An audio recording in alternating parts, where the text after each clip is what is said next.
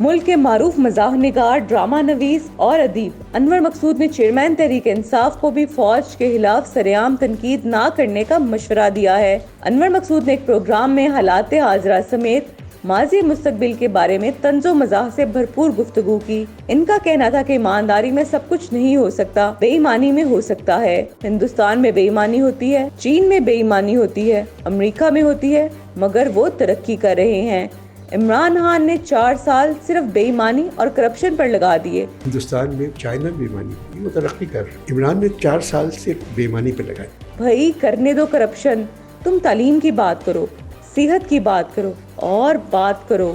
انہوں نے کہا کہ عمران خان بہت کچھ کر سکتے تھے، کرنے کی لاکھوں چیزیں تھیں، مگر عمران ایک کھلاڑی ہے اور بقول اس کے کہ وہ مغرب کو جانتا ہے، مگر مغرب کو بہت لوگ جانتے ہیں۔ جو پاکستانی 50 سال سے وہاں رہ رہے ہیں، جن کے بچے 30 سال سے وہاں ہیں، وہ بھی مغرب کو جانتے ہیں۔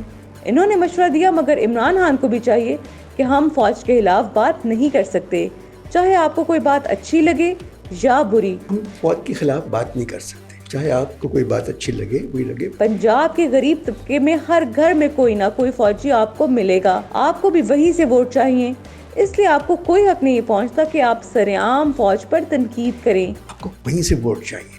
Openly you have no right to criticise.